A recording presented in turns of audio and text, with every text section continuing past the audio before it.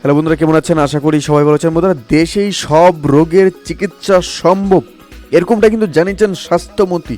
অবশ্যই আমরা এই বিষয়ে বিস্তারিত আলোচনা করব। তার আগে আপনি যদি এই চ্যানেলে নতুন হয়ে থাকেন, অবশ্যই চ্যানেলটি সাবস্ক্রাইব করে আমাদের পাশে থাকুন এরকম নিত্য নতুন রাজনৈতিক এবং সর্বশেষ আপডেটগুলি সবার আগে পাওয়ার জন্য। তাহলে চল বন্ধুরা, শুরু করা যাক। চিকিৎসা ক্ষেত্রে বাংলাদেশ দিন দিন উন্নত বিশ্বের মতো এগিয়ে যাচ্ছে বলে জানিয়েছেন স্বাস্থ্য ও পরিবার কল্যাণমন্ত্রী অধ্যাপক ডাক্তার সামন্তলাল সেন। তিনি বলেছেন যে আমি দায়িত্ব নিয়ে বলতে পারি, আমাদের চিকিৎসকরা চিকিৎসা দিলে বাংলাদেশ থেকে এখন জটিল সব রোগেরই চিকিৎসা দেওয়া সম্ভব।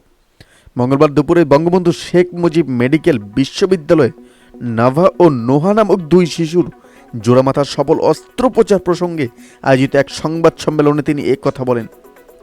স্বাস্থ্যমন্ত্রী বলেন যে চিকিৎসা ক্ষেত্রে বাংলাদেশ একটি অপার সম্ভাবনার দেশ।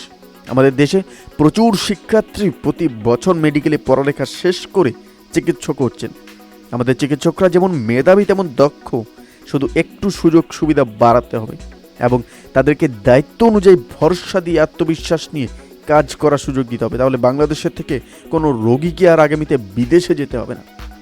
সামন্তলাল সেন বলেন যে কিছুদিন আগে আমরা ভুটানের ক্যান্সার আক্রান্ত এমন এক মেয়েকে চিকিৎসা দিয়ে ভালো করেছি, যার চিকিৎসা ভারত ও ব্যাংককেও সম্ভব হয় না। কাজেই বাংলাদেশ পারে না এমন কোনো কাজ নেই, বাংলাদেশেই এখন সব রোগের চিকিৎসা সুবিধা আছে। তিনি বলেন যে আজ বিএমএসএমইউতে নাভা ও নোভা নামে দুই শিশুর জোড়ামাথা আলগা করে অপারেশন সাকসেসফুল হলো। এটি সাধারণ কোনো কাজ নয়।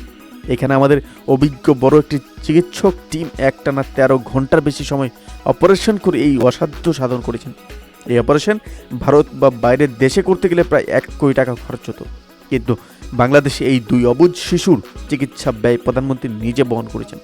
মন্ত্রী আরও বলেন যে প্রধানমন্ত্রী নিজে আমাকে বিএসএমএমইউয়ে আসতে বলেছেন।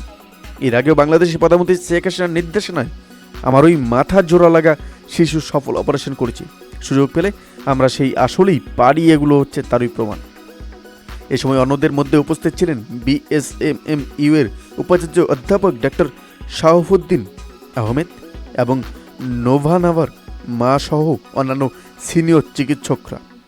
বন্ধুরা, এই ছিল আমাদের একটা ছোট্ট আপডেট, যেটি আপনাদের সামনে তুলে ধরলাম। অবশ্যই এই আপডেট সম্পর্কে আপনার কি মতামত সেটি আমাদের কমেন্ট করে জানতে বলবেন না। ভালো থাকবেন, সুস্থ থাকবেন, ধন্যবাদ। দেখা হচ্ছে পরবর্তী নতুন একটি ভিডিওতে। আপনি কোথা থেকে দেখছেন অবশ্যই সেটি আমাদের কমেন্ট করে জানতে বলবেন না।